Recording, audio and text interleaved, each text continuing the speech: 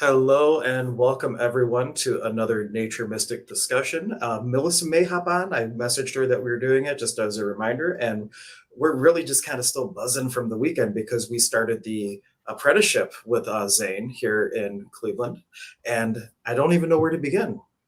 Yeah. The energies have just been amazing. I mean, the way that the nature spirits just came out to play alone it shows the power of this unique group we have brought together, and the work that we're going to be doing with them. It's just so beautiful and so amazing to see that, and it was. Really, one of my favorite weekends I've ever taught, to tell you the truth. I don't know Really? what it was about it. I think part of it is we're in a new time, right? We just entered through that gate of that eclipse, and we are right on the back end of that. And now this is what this particular group of people and us have all decided to do with that energy of moving forward in life and spiritually. And it was just such an amazing weekend. So many just prime moments. They couldn't even choose one to really even speak on more deeply. And what I would tell everyone, if you're not in a position where you could take it with us this time, what I know happens with me is that since I do monthly sound baths and I do different things every month, if you come to any of my things, you're going to be kind of getting some runoff because everything that I do is inspired by the work that I'm doing. So being that I'm in this apprenticeship with Zane again, it's going to have like a little trickle down effect. So if you want to head out to a sound bath, I'm going to be doing one next Friday. Shameless plug. That would be a great opportunity for you to get a little taste of it. Yeah, and there's a reason why Hank chose the moniker the Sonic Shaman, because he has this unique gift with sound. He really does. I mean, and he had that before I ever knew him. And he's taught me some amazing things just about sound and how sound can be used in healing. And he merges that together with all of this indigenous, ancient technology. And he streams together a beautiful experience for everyone. So if you can get out there and get to a sound bath, are you still working with Cricket on them?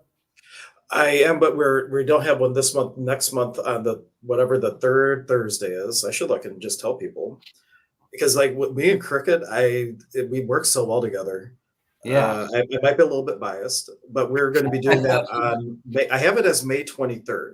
Is the fourth Thursday in May, and we do a combination of because Cricket's a yoga instructor too, so she does a little bit of light movement, and then we give a little bit of an instruction, and then we do 3 rounds of breathwork exercises or breathwork exercise, and followed by like a 20-minute savasana using sound with each step and each little 7-minute window is like a different focus with sound, and it just kind of builds and builds and builds on each other, and then you get to bliss out Yeah, because yeah. the breathing part can be a little bit hard work.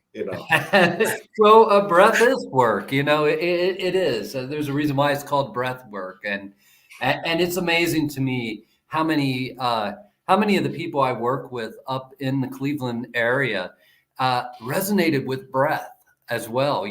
That's something that I resonated with a long time ago myself, and started to really study deeply.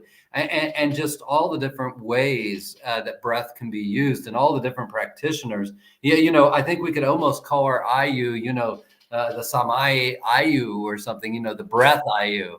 Yeah, it's interesting because with breath work, you've always done a little bit of breath as part of the apprenticeship, and I remember I always had a hard time with it. And then I remember the day it was at the time I got us elite when we started on one side and we're moving to the other, I believe. And I just decided I'm sticking with it no matter what this man asks me to do, how hard it is, I'm going to do it. And I just started going for it, and I got the technique in my hands, and I felt like my soul was just kind of peeling out of my body.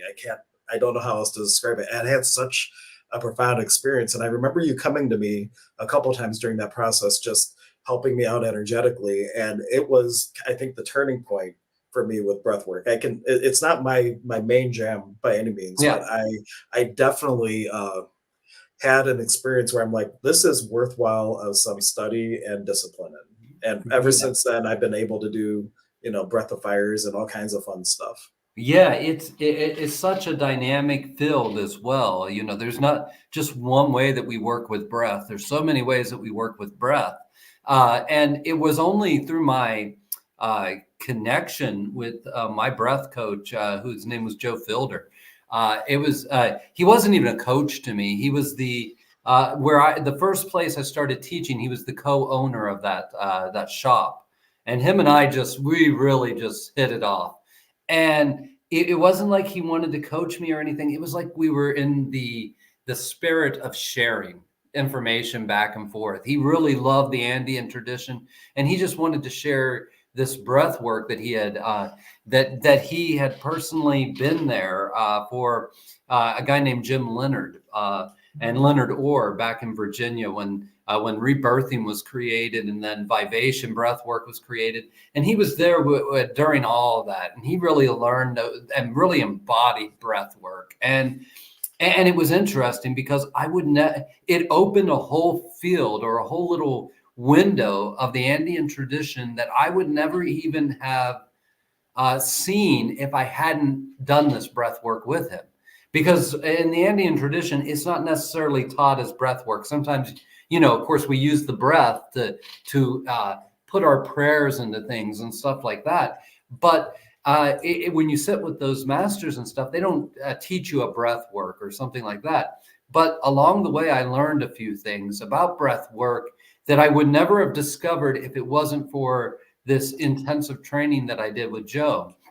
And so after that, when I went to Peru and I was with my teachers, and I learned a little bit about humutai. And humutai is like a part of the art of dreaming something into being. And there was a little breath, and I started talking with them about that little breath. And I think I illuminated them too to it, because once again, they never thought of it as breath work. It was just something that you used in one way or another to center yourself. But with that merging of the two, it brought up these brand new ideas. And then from what I understand, of course, more in the Amazonian traditions, there's a bit more breath practice. Very good. I just want to take a moment to say hello to Magic Mike. He was already saying a Nike before we even started streaming. My mom's tuning in. We have Kathy, who's in the program, all tuning in and saying Hi, hello. Kathy. And hello to my friends on Instagram. This is the first time we are actually live on Instagram right now as well, though I can't bring their comments up. I can interact with them on the chat, and I can relay anything that they're asking. So feel free to. How'd you figure that out? Well, I mean, there's a stream key thing now. Because there's so many people. I was just with on a podcast the other day, and with a beautiful light worker from down around Cincinnati, and he's trying to figure out how to stream onto Instagram right now. Yeah. So, and this is also for anybody who's in the tech field. Here's nerd alert. We're just going to go techie for one little brief moment. Like Facebook depreciated the API for connecting to Facebook groups. So now everything is RTMP, which is like, for streamers, you'll know what I'm talking about. But in order to stream to it, you need a stream key. And so basically, StreamYard has the ability to send data over to a stream key. And so you need a separate window open with Instagram. You need to create the live. It gives you the stream key. You plug it into StreamYard, and then we go live here. And then I have to go live separately on Instagram. So basically, I made a video feed, and then I went live. I'm telling you, that was all over my head. Yeah. I mean, I understand what you're saying, but to actually apply it, I would not know the first thing. Yeah. So you need to have the short version is we're streaming one stream, and using software and Instagram independently, we are receiving the stream and sending it out. So that's what we're doing. How amazing is that? That is so cool. It's a long time overdue, and it's not 100% ideal, but it's cool that I can do it. So hello, Instagram family. And now if TikTok let me do that too, that would be great, assuming it's even around, but Yeah, TikTok's kind of a gray area right now. We don't know what's going to happen with well, that. I hope that sticks around because that is my biggest following. So I'm not streaming to TikTok now because it doesn't have RTMP stream keys and stuff like that. Unless you're a gamer, then they let you do it. But eventually, maybe I can do it. We'll see. I just have never figured out the TikTok thing. I mean, I'm a dinosaur. For all of you out there, I'm a dinosaur with social media and all of that. I started before it was even a thing with teaching and everything, and it's just so hard for me to think of how to use a medium like TikTok. I just my mind, I can't wrap my mind around it. I'm like anything that I'm only going to speak on for like 30 seconds, and I think you can go longer now, but still You 30 can. seconds seems to be about the attention span of most posts. It seems like that's the sweet spot is right around 24 seconds or something. And I've just it doesn't make sense to me how to present or offer anything in that time that's not just a hi. Well, if you Okay, have bye. tuning forks, you can go pling, pling, pling, and you can do easily 60 seconds of tuning forks. So I think I was easy. It was easy for me to get into that little micro content thing. But anyway, so that's our nerding out with technology, and we just we'll bring back to the breath in a second. I'll pull these ones up first. We have Karen just saying we're on Twitch too. We're going on Melissa's Twitch. Just for today, my Twitch, nobody follows me on Twitch, so like I chose Instagram instead today. And then we have Kathy saying, who's in the program, that she just got word that her work schedule's changing. She won't miss Friday nights. That's amazing. And Awesome. Judy saying, what a nice surprise. She wasn't expecting a stream today. Zane and I may continue to do these. I know Yeah. Melissa can join whenever she wants to join. And Zane has other things that are going to be coming up, and we'll talk about those. Right now, the thing that you could do if you wanted to connect more with Zane, and I'm going to bring up this breathwork comment, is even though we just started the apprenticeship program on Saturday, I'm meeting with two people who had to miss one of the days and catching them up. So if anybody feels called or felt called and you're like, I wasn't sure, and now that you're having like not signer uppers remorse or anything like that, if you feel called, reach out to me because this weekend I could catch you up and you could still get in and join this group and Yeah. then carry on with us all the way through November. We're meeting in person once a month. And if one of the weekends you couldn't do, just like I'm catching up people this weekend, if you absolutely had to miss a weekend, me or Melissa or Zane or a combination thereof will catch you up. Yeah, And absolutely. and for people like Kathy, if you wanted another dose, like I know I'm meeting them at 10 o'clock in Akron, and Jennifer's going to be coming too. So it's going to be five of us that are going to be four or five of us. One, two, three. There are five of us at least getting together. And anybody from the current group, when we do those catch ups, we'll make those available to you. So you can come out and get a second dose of initiations or just wanting to be out in nature playing with a couple fellow Pacos on the path. So, Yeah, and absolutely. and now bringing it back to the comment about breath, if there's anything more to talk about it, they were saying fascinating. I never heard of breath work / techniques. I learned something new every day for magic practices.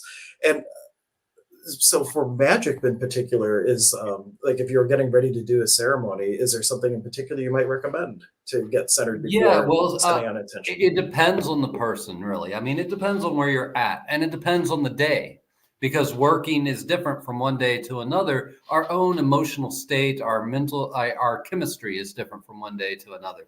So, really, the the power in breath work, especially in magical practices, is its ability to center you, to get you into a centered state where you can actually do the work and move forward with the work. Um, for a lot of the people I've worked with over the years, I really I teach a particular type of breath work, and I call it the breath of life. And it's a process, and it takes about 45 minutes to do a whole session of that process. But at the end of that process, you are so primed to do work because you have just, say, you have repeating thoughts going through your head. All of us do at times have cylindrical thinking, cylindrical feelings, emotions, whatever that are popping up. Those can really get in the way when you're doing your spiritual work. So a practice of like 45 minutes of doing breath work, you can really clear out the emotional debris, the mental debris, and just some of the physiological debris, because it increases oxygen in your system. It really brings you forward in your work, and you can get to a very still, quiet place, which is a perfect place to then decide what emotions you want to raise in your magical work, decide what feelings you want to raise, and to be a master over that from a clean slate, like an artist working with a clean canvas. So, that's what I suggest for people, especially if they're feeling out of whack at that moment. And of course, that's just one form of breath work. That's just one way of using the breath.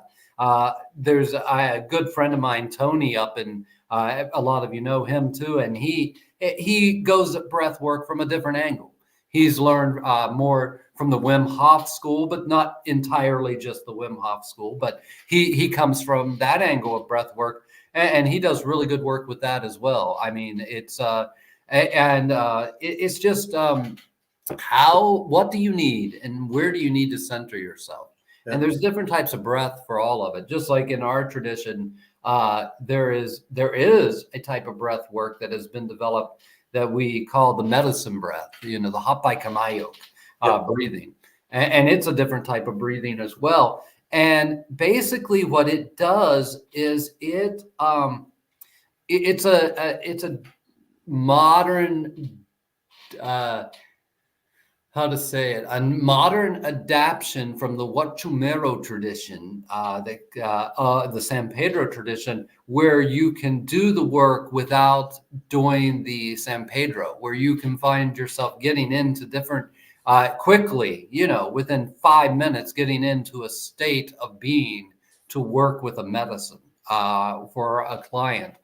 So there is that as well that has been developed. It's not necessarily indigenously traditional.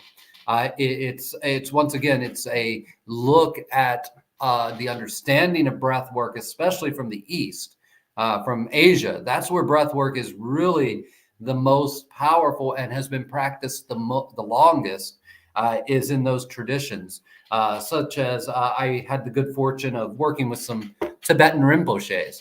And we talked about the Dumo techniques. Dumo is a practice that they do in Tibet where they sit, and it's one of the rites basically. And what you do is you go out on a freezing cold mountain. They kind of set up a tent nowadays. They set up a tent, but they have soaked these sheets, like the sheets you put on your bed. They've soaked them in water. And basically it's so cold up there that water is freezing on those sheets. And you go and you're basically just in your underwear, and they wrap the sheet around you. And then you begin the Dumo breath.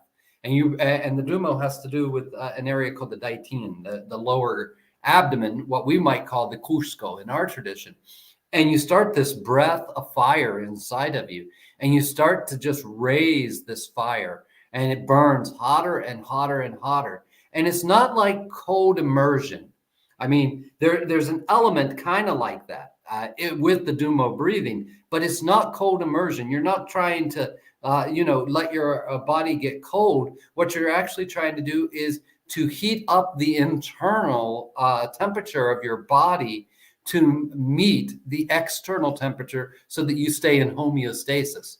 And you just start to burn yourself with this Dumo fire until your entire body is burning. And you will actually start steaming. It will start to steam. The sheets will start to steam. You'll steam them dry while you're wearing them in the freezing cold mountains, just by doing that one breath work. And just to think of the power of that, the power of the breath and concentrated awareness. That's the other aspect. It's not just the breath. It's how you concentrate your awareness while you're doing the breath. And it is able to do that for you. So just think of the applications of that. If you're freezing, if you're cold, if you can remember to do a technique like that, you can effectively keep yourself alive in some extreme conditions. And of course, there's other ways that we can use the breath to deaden pain, to increase our natural endorphins. I mean, there's a whole field of science now just that has come up around it.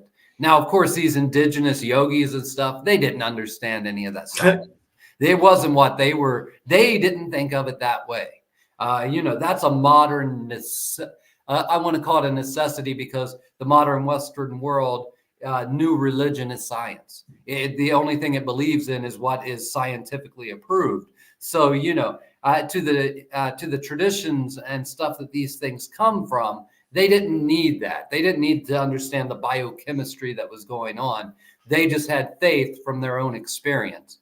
In the Western world, we need to have evidence to go out and do the experience to then get faith in it, because we don't believe it unless science says it's true. Or I can't say every person, but that's a norm of our culture.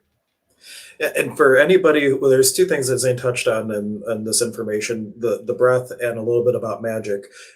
Zane has deeper dives in both of these areas. So if you're listening and that is something you're interested in, I've hosted Zane for a virtual breath workshop in the past, and we could definitely do that again, or maybe in person, depending on where people are at. Because I know people are tuning in from all over the place, and Cleveland is not necessarily convenient for you to get to.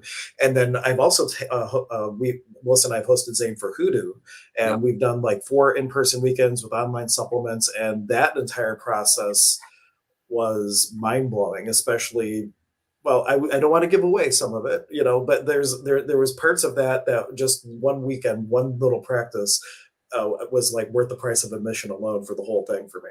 And just learning how to connect with ancestors and different things. And I know ancestral work is part of the Peruvian tradition as well, but in Hoodoo especially, ancestors is the main focus, and it is a whole animal unto itself, which blends beautifully with the Peruvian tradition. Yeah, there's not, especially when you look at Peruvian curanderismo, it is a merging of African, Spanish, and indigenous practices. And that's what Peruvian curanderismo is. And that's what curanderismo a lot of times in Mexico is too, and also through the Southwest.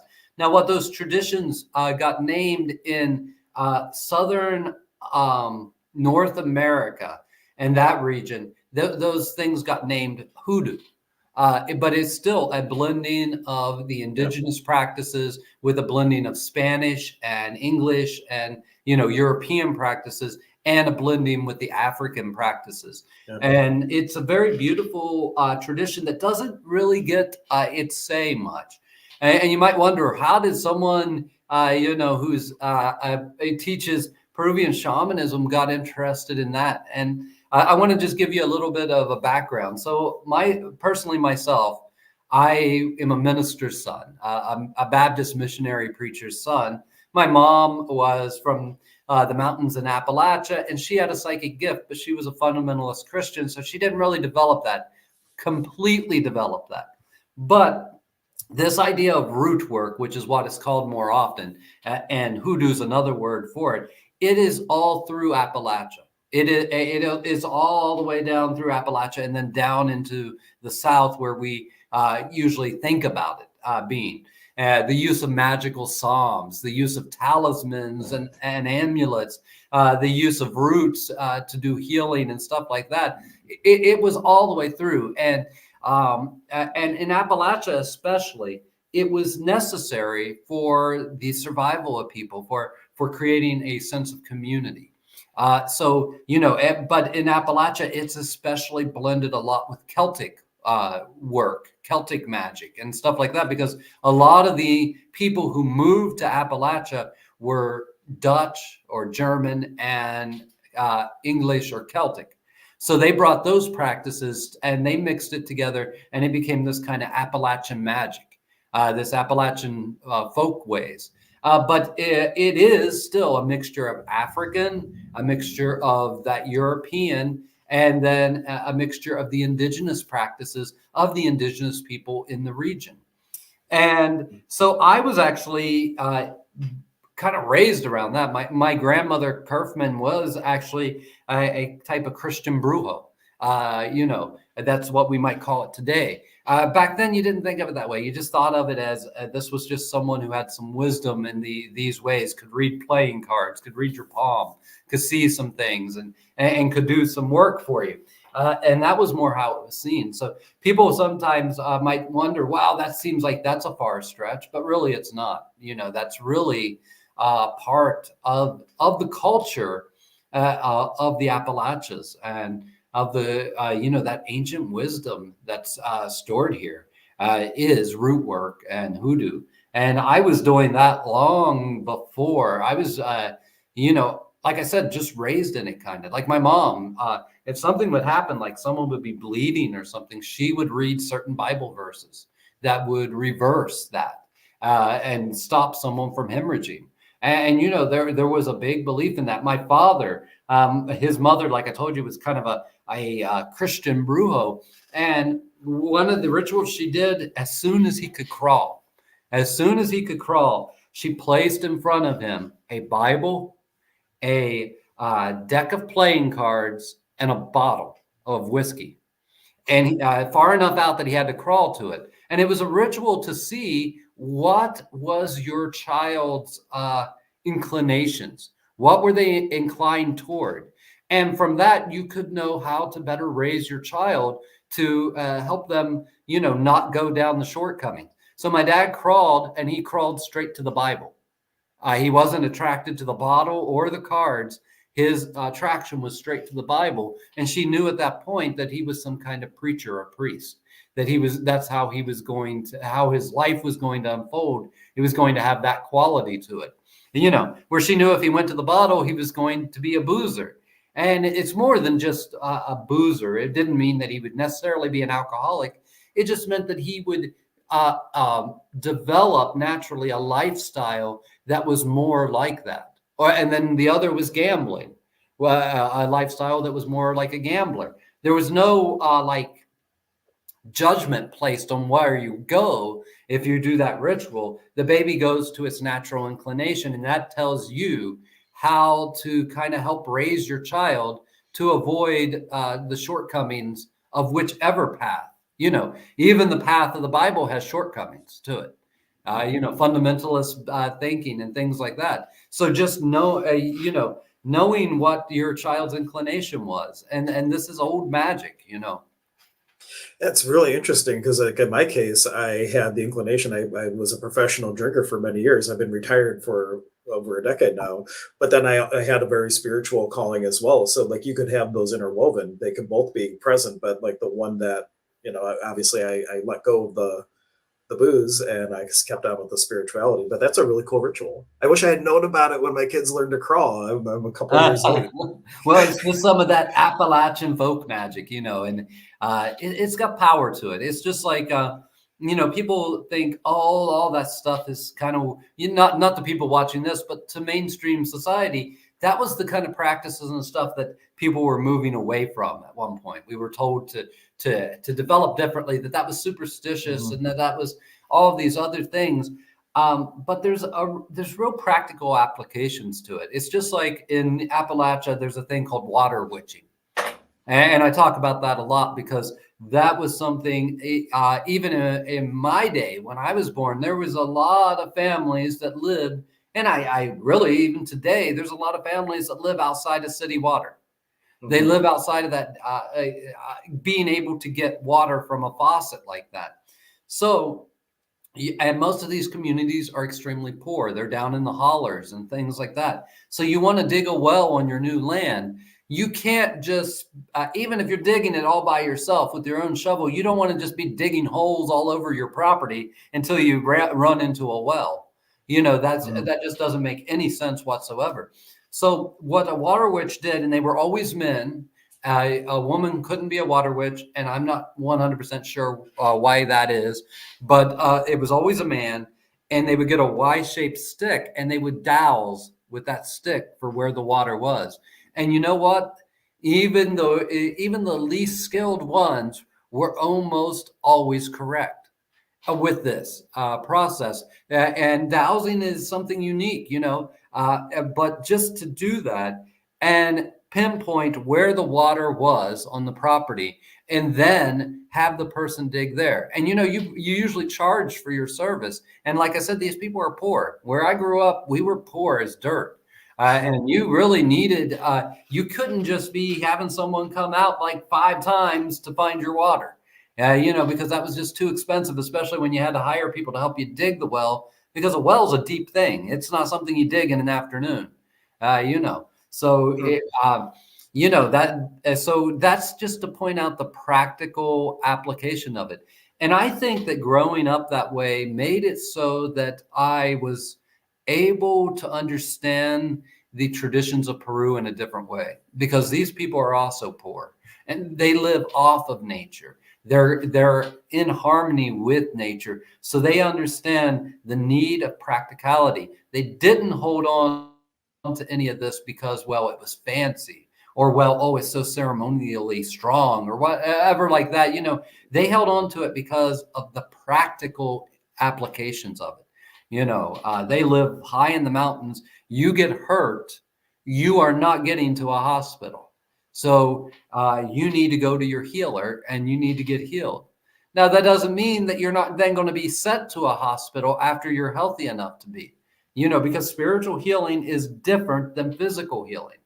And what I mean by that, the example I like to use is, well, I can show this, and I'm not sure if everyone can see, but I broke this knuckle one time about 10 years ago. Fell down a flight of steps and jammed it into a door facing, and it broke that knuckle. And I just worked it out like this, you know, and went on about my day.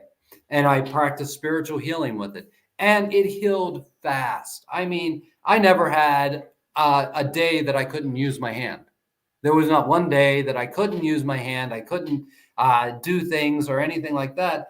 And it healed extremely fast and it healed extremely strong. But that knuckle is about 2 centimeters lower than it used to be. And I have a little bit of calcium buildup in my hand right here. And that's because spiritual healing will cause the bones to mend, but it will not push the bones back into the right spaces.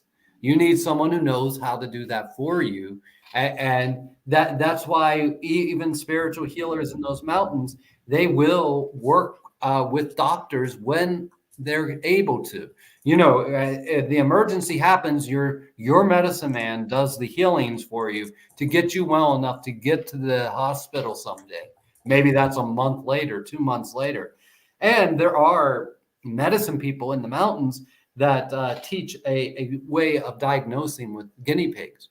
And for those people, they'll when they get sick, because the medicine man, the teacher, will get sick with something usually, and then they'll go to the hospital, and they'll go to and they'll have their students doing the guinea pig reading and then that's your graduation. Did you get it right or did you get it wrong with what was needed? What was wrong with your teacher's body? Were you correct or were you incorrect? And that's how you get promoted, is by being correct with that. And so, yeah, it's interesting. And I think that connection between hoodoo and shamanism, or the indigenous medicine ways, is not always expressed. It's not always understood. People have a really dark association with things like hoodoo, and most of that is unfounded. It's really unfounded within the traditions themselves. It is just a path of spiritual development, a different type of path that uses herbs and uses roots and uses colors and things like that to create frequency vibrational shifts in reality. And there's a lot of fear around stuff like that just because of Hollywood and things. When talking about the Water Witch, I grew up Lutheran, and there was this one time in the front of the church, and it was like a huge property. There had been some sort of water leak or something, and one of the guys, it was a man. It was interesting you said that, and he got a Y-shaped stick, and he went out and he's going around the front. And I remember watching this like befuddled, like, what is this dude doing? And he went and accurately found the exact spot where the water line had broken, and they dug one time and fixed it. And this is in a very conservative Lutheran setting where this occurred, and it shows just how passed down, even how things like that are still around. They just might not be talked about. Yeah, it's just like in Most places in Germany now, they don't call it water witching, the dowsing, but they bring people out to douse your property because you don't want to build your house over top of running water. Yeah. Because that's not a good environment to live in, you Good know. place to build a sacred site, though, Yeah, yeah, potentially. absolutely. Yeah, like If the pyramids, they all, at least if they don't now, they once had running water under them. And the Mayan pyramids to this day have pipes. They're not actual pipes. They're cavities built into the blocks that they built the pyramid with. And to this day, you can just usually clear it out with a stick or a rod, and it will start to flow water again through the wall of the pyramid itself. That's so cool. There's have you ever heard of Freddie Silva? Yeah, yeah, Yeah, absolutely. he wrote a book, Secrets in the Fields. He has a DVD that I bought called Temple Building, and he goes through a whole process of how to build a Stonehenge in your living room. Whether or not you really want to do that, that's another question. But he would say like how you would douse for the water lines, or you could go to a place you want to build it and ask for them to come, and they'll come. And you do it for water, and you do it for another type of energy, and then you would do using a megalithic yard from the center, going out whatever distance you want to create your circle, and then do your grid work. Yeah. And the other interesting thing to share from that is he would say that you could have a feminine temple just fine, and it will work just fine. A masculine temple, for the way his research showed, would have to have one female element in order for the masculine temple to work. And I think from our last conversation last week about how all creation is feminine maybe speaks to that. Yeah, yeah, Uh, uh, absolutely. Yeah, Yeah. Okay. Sorry. Nerd alert. When I talk about sacred geometry and oh, temples and no, things, that's that's what that was people one are of my tuning in for. People yeah, love that's one of that. my favorite classes I've ever hosted. Besides yours, of course. Yours are always my favorite. But I was hosting a class with Jill Matson, and we did sacred geometry using copper tape on the floor. Had everybody stand at different points, and then we did toning exercises into each other. And it was a wild experience. And we did tuning forks with it, and it was just a real cool combination of sacred geometry, toning, sound, intention, and it really created a lot for us. All right, my nerd Absolutely. alert is done. Yeah, yeah, absolutely. Well, what you're talking about there is it goes right back to magic. It goes right back to the understandings of magic, and magic is changing frequency or vibration. Or how I like to say it is it's writing things into the astral. It's Mhm, writing code into the astral. And when you make a shape, it doesn't matter the shape, that creates a vibrational code. It does. It automatically mhm, does. If someone makes an eight-pointed star, that does something different to your consciousness when you look at it than a five-pointed star. And it's not to mhm. say one's better than the other, and a six-pointed star does a different thing. Yep, Or all if for you do different a circle, things. yeah, and when you mix that with toning, just it doesn't even have to be words. It can just be syllables. And when you mix that together, because those syllables do things too, they create vibratory shifts all around you. I mean, probably toning and sound.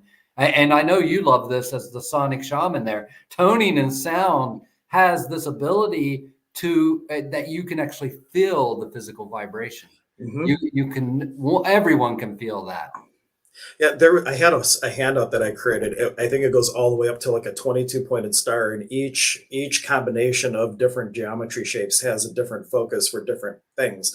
And Jill, who did a whole bunch of research with Lemurian and Atlantean cultures, in her book, she talked about how they would get a circle, and they would do with the resonating chambers these different combinations of frequencies to do things like regrow limbs and do different physical healings, all based on the geometry, the toning, and the placement of people. And she also had the theory that, like the pyramid, for example, was created by monks chanting and toning and doing acoustic levitation, which actually is a scientific thing now in the pharmaceutical industry. Nerd alert.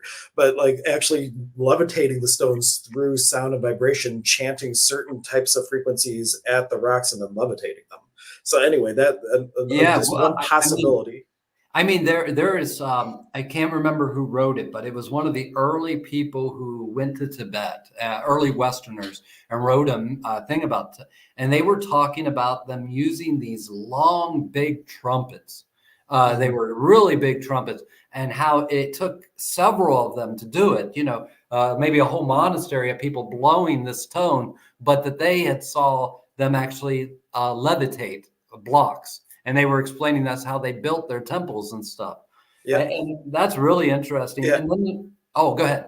Oh no, but the modern day use of it, if you Google acoustic levitation, they show in the pharmaceutical industry how you have two sound waves. When they cross, it creates a node, which is a still point, and they can levitate water in that still point. And then when it's subject to harmonics, it creates different pointed stars, like 2-pointed, 3-pointed, 16-pointed shapes, depending on the harmonics used. But that's just like a modern day view of how, with sound, like when they were doing that, they were creating thousands upon thousands of still points and nodes. And what if the right combination of that just changed the ability? It doesn't change the weight of the stone or anything like that, but it changes the ability to manipulate it, moving it up, down more easily, perhaps. And it's not, anyway, just there's some scientific possibilities of how that actually could have happened. Yeah, absolutely. And there's a man in North America. He's dead now, of course, but I believe it was the 1920s, and he was an electrician, and he says he rediscovered the secrets of the pyramids, and he built something called Coral Castle. And Coral Castle, he put it together in a number of days, and it's made of these humongous chunks of coral. He has a doorway that has like an over 2,000 pound a block of coral in it, and you can open that doorway by just touching it with your finger. And it's all natural the way he built it. And he said he had rediscovered the secrets of the Egyptians. And he even wrote a book about it. No one can understand this book. I even owned it for a while. No one can understand. It's like you need 3 telephone pole pieces of lumber and a car battery. And somehow, and I don't know, and I think he symbolically wrote it. I think he wrote it so that you were supposed to pull it apart in a symbolic way. And it wasn't really these elements. But he was able to build this whole area that he calls Coral Castle. Okay. And then just to give you an idea of this, it came to a point where he had to move it. And he moved it, I think it was like 200 miles south or something like that in Florida. And he moved it in a matter of days. This whole gigantic complex that the people have been coming to, he, without any heavy machinery, no heavy machinery was there. He wouldn't let people watch him and his process of doing it, but there was no heavy machinery on the property. And he was able to load the entire castle into these trucks, move it, and then re-resurrect it in just a matter of days. And there were some kids that were playing, and just look up Coral Castle, and it's a great mystery. But there were some kids that were playing at the time, and one of them saw him, and they said that there was a giant block of coral floating in front of him, and he was pushing it with the point of his index finger into the truck. It was just levitating straight into the truck, and he was just pushing it with the point of his index finger. And so at Coral Castle, he created this giant, like compass needle, an arrow that you can spin, and it's gigantic. And so before you go in, because everyone's question is, well, how did he build it? How did he do this? How did he move it? How did he do all this? So this was a way of explaining that. I believe he points the arrow away from you, or they point the arrow away from you. They muscle test you, and you're weak. They point it toward you, muscle test you, and no one can pull down your hand. And they say this is the same principle that he used to move all of this. And of course, to the rational Western mind, that makes no type of sense whatsoever. But the subtle vibrations in nature and the subtle vibrations, it's just like it's just like some of the Pumapuku and some of the ruins in Peru. People never understood how they did it. And especially that area right there where Peru meets Bolivia, they have now discovered, because some of the rocks look melted. Like they actually have ripples in them, and they're like melted, and it looks like they were forced into a little cavity of another rock. And what they have discovered now, and it took us until this age, and this doesn't explain all the other building things in Peru, but they discovered that what the indigenous people were saying, that they were using a plant mixture to melt the rock, is absolutely true. They had discovered a way of creating ancient concrete. And it was an ancient concrete that after it settled looked like the regular quartz crystal configurations of natural occurring rocks. because it was done in a very natural way. And it wasn't until just, I think, 3 years ago that engineers and geologists who were studying the rock finally realized, wait a second, this is an ancient concrete. This is not a naturally occurring stone. This is some form of ancient concrete. Whoa, that's awesome. Yeah. Yeah. And this is way back when we were talking about the water witches, I think, but in the ritual. But Karen was saying, "Beautiful, the power of the Holy Spirit in healing, a great healer." And I'm sure Judy would still say it now. This is all so fascinating. If you have questions, if you have comments, please let us know. And if you're interested in learning more from Zane in an actual classroom setting, there is a link in the video description. If you go to hanksutala.com under apprenticeship program, I will be putting anything upcoming about Zane, whether I'm hosting it or not. I will continue to post whatever he's doing there. So we have one place where you can figure out what he's doing, because I don't think that exists anywhere where we actually have Zane pinned down where we know what he's doing all the time. But anything he sends me to put on that page will be on there. Yeah, it's odd sometimes because in this work, and I know you know exactly what I mean. It's like opportunities open up in the strangest ways and Yep. at just strange times, and sometimes an opportunity you only know about a week beforehand.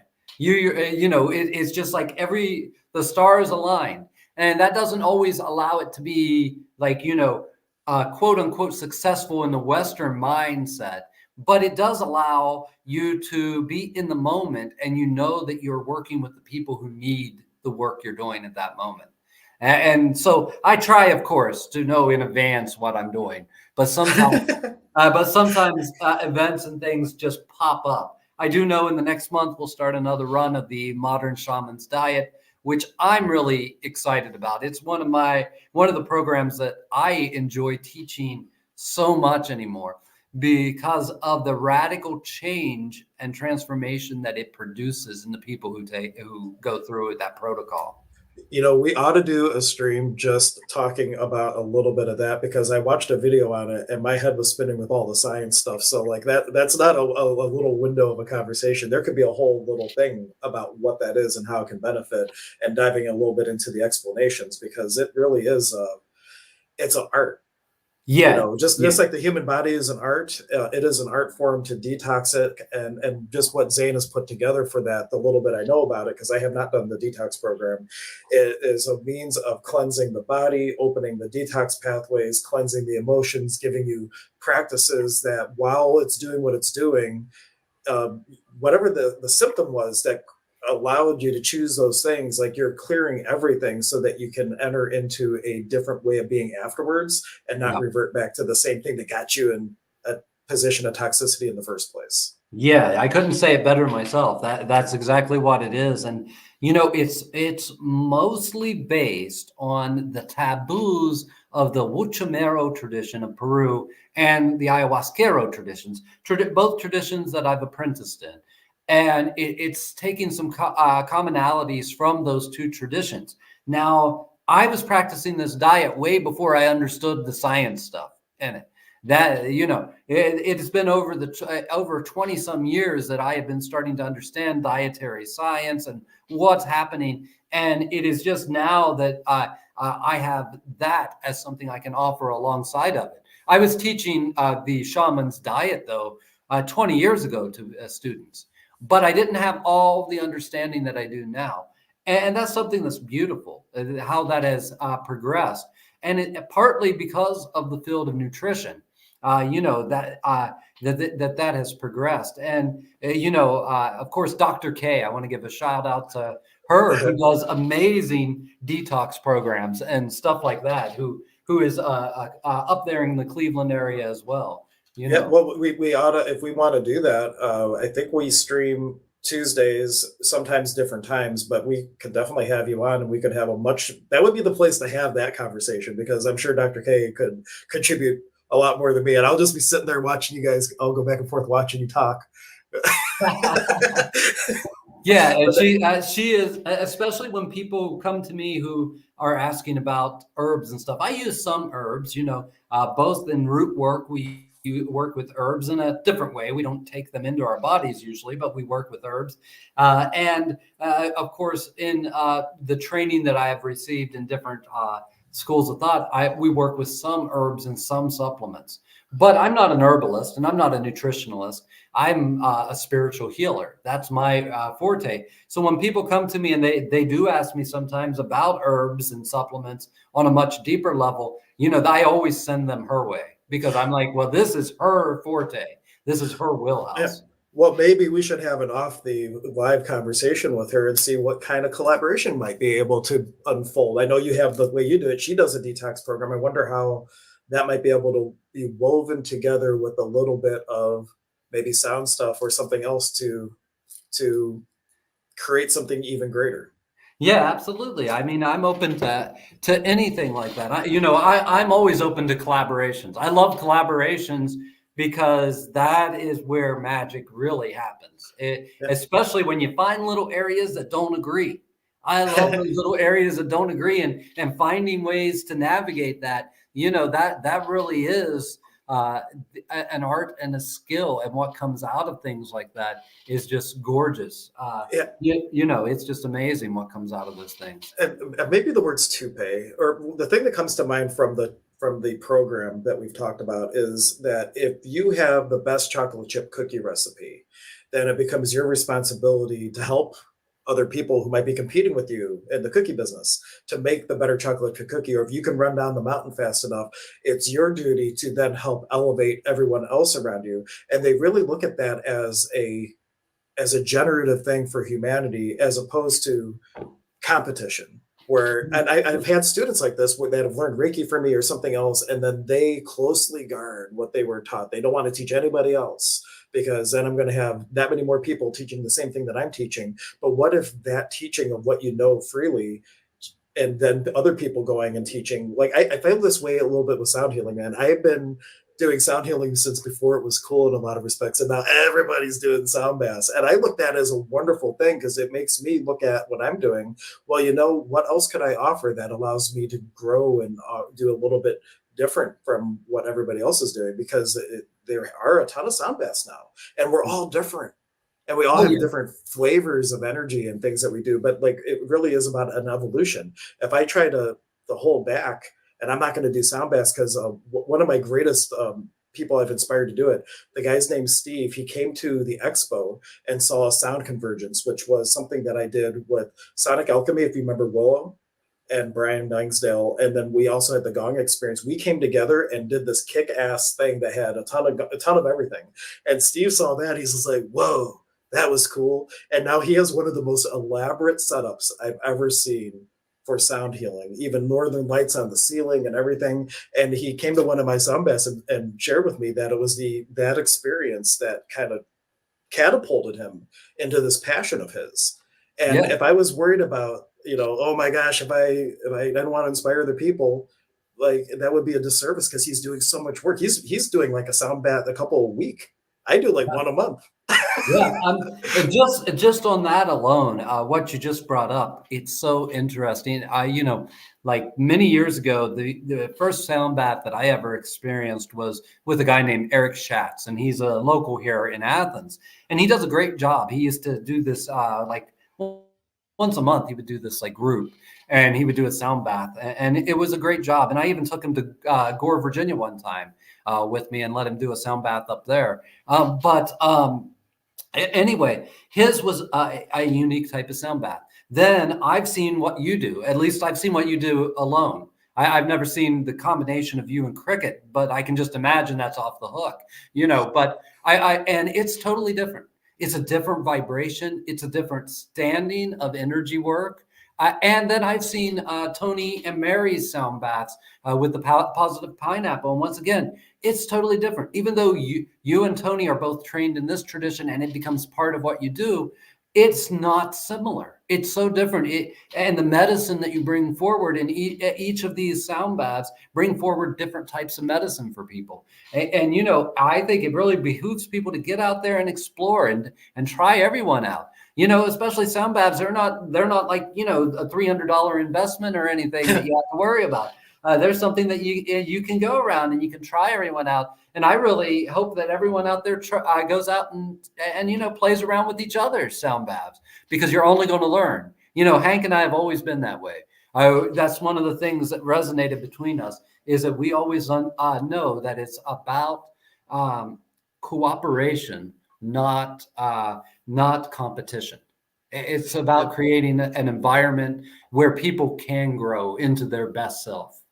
Right. And it really comes down to everybody's offering their authenticity, and there is not a single person on the planet that's the same. Even identical twins have a different star of inspiration.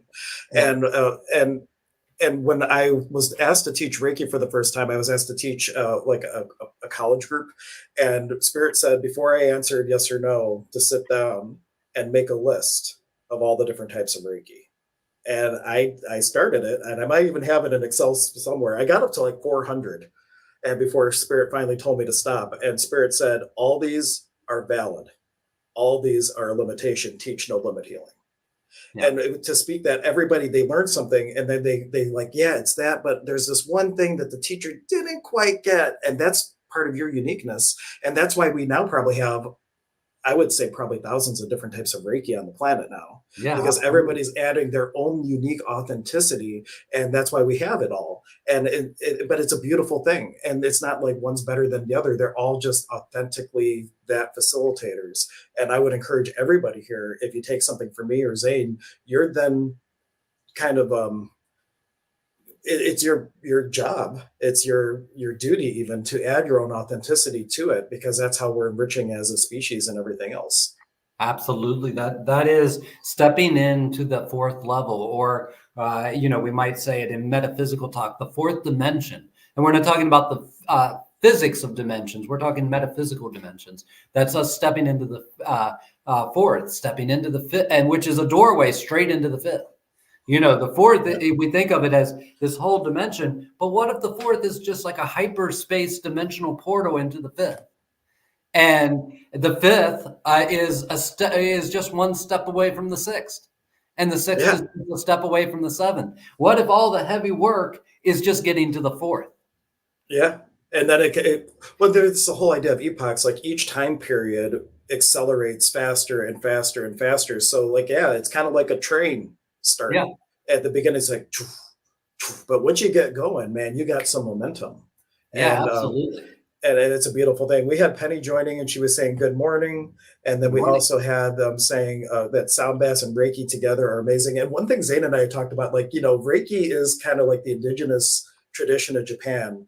It was like that type of energy coming through the lens of Japanese culture. And if Reiki would have developed in a different region, maybe in Peru, it might have been called Kanchai or Sami. So it's just an illustration of, like, even Reiki, it's like of a certain vibration through a certain lens, and it's its own authentic way. And then I forget what Jennifer was saying, but she was saying me too. I think she was talking about going to all the different sound baths and things like that.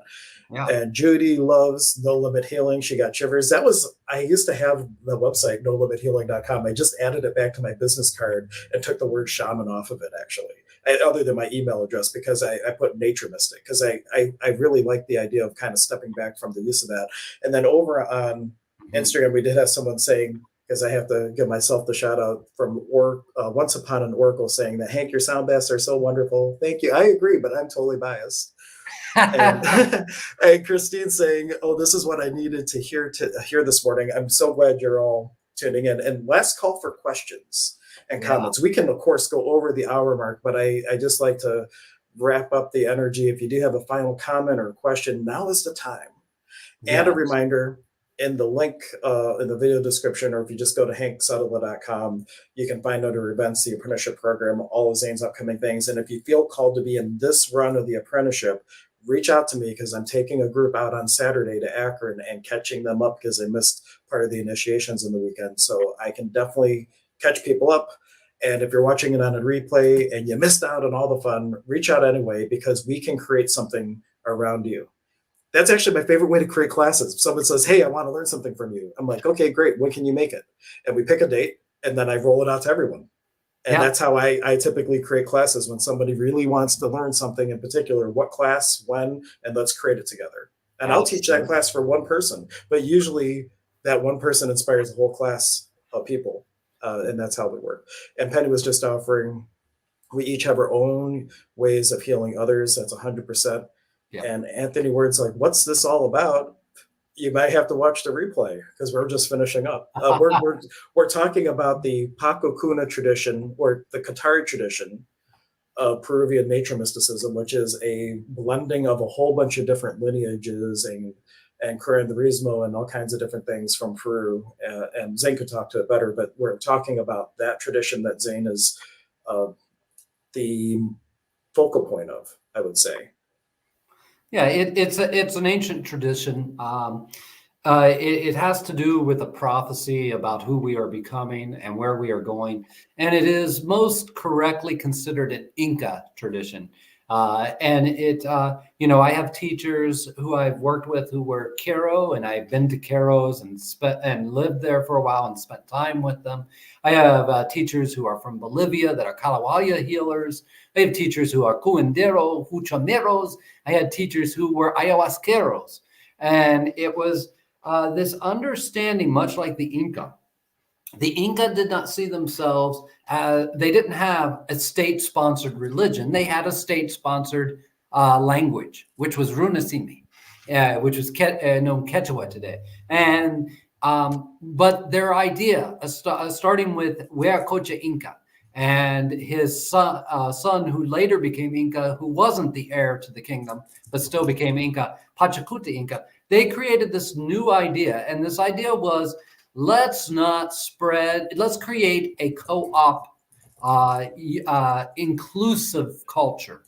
Let's create a empire that is based on making everything inside of the empire better and not diminishing anything within it. So it had over 300 different religions, and all those religions were seen as equal. And basically, they spread the empire with this idea of your God is my God is your God. Let me come to your village and see how you do things, and let me honor that as being special. And then let me take back your special artifact, your special altar from God. Let me take it back and have my craftsmen create a replica of it and put those replicas in all the temples of the empire, especially in the Coricancha, in the temple in the Cusco, which was the main city of the empire. So pilgrims from anywhere in the whole empire of South America that became the Inca Empire could come there, and their idols or their form of God, their representation of their culture and their way was equally supported within there. And the Inca understood that some spiritual technologies, they really saw it as spiritual technologies, not religions. Some spiritual technologies were good for healing and had this amazing ability to do this. Some were good for helping a human progress through the levels of human consciousness. Some were good for this. And they actually merged those almost like a giant Alexandrian type of school where the people could share from their own culture what was beautiful about them and feed it to enrich the entire culture. And it is based on that kind of concept and understanding that the Katari tradition was born. It existed way before me, of course, but this modern incarnation of it. Very good. And just a couple comments before we officially log off. I did put in the comments the link to my website so you can see it there and you can find out about Zane and the program, and reach out to me though too, because we've already started. So if you're interested, reach out and we can work out how that would be possible for you. And then we had Christine just saying, listening to you while planning and planting my early garden. That's a great time to listen to a nature mystic conversation while you're out in nature. That's perfect. And Penny was saying that since doing Reiki with Ricky Odrick, she's so ready for the next stage of life. That's amazing. Oh, Ricky! And shout out to Ricky. Yeah, Ricky. She might be joining us after the third weekend or so, because I mean she's already been through some of this, and I told her, if you can't make it, this would be the time to try to make it, because that's going to be new stuff that you haven't had yet. So, or things she hasn't had as often. And Karen Sweeney also saying, just all one divine. Absolutely. So this has been so much fun. I'm glad we chose to pop on. Yeah, absolutely. Have this conversation. I'm happy to be doing this. I really enjoy talking about these things. Yeah, Christy's saying Ricky is my girl. Shout out to her. Yeah, Ricky is one of my favorite people. I'm biased. I have a lot of favorite people. Just saying. But Ricky's one of those people, and there's a lot of my clients like this that they're also practitioners, and it's just this generative, supportive thing. Like I help, like I know Ricky's had classes before, and I let her use tables, and it's just like she's one of those people that's a great example of this collaboration. We both teach Reiki. We don't look at it as a threat to each other. We support each other in whatever we're doing, and it's just one great example of a friendship, partnership, fellow Paco on the path type of thing. Yeah, So, absolutely. It's really, we're really at the time where we, especially in the spiritual world, we need to put the competition behind us.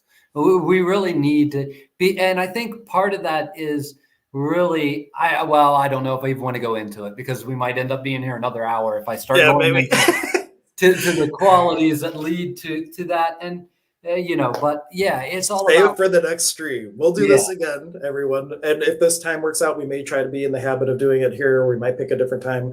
Melissa's taking a break, but when Melissa's ready to do it again, 100%, this is the time and place. And the question is more, do we do it in the same time spot and she can weave in and out as she can, or if I don't know. We'll figure it out, though. We'll be back. Absolutely. Whatever needs to happen. I love doing these shows. I do one with Tony as well, and Casey. Him and I do a little show every once in a while, and I just love it because it's just like it's like stretching our bubbles. It's getting that information out there to the people who want to know it, and to the people it can really enrich, and that's just beautiful.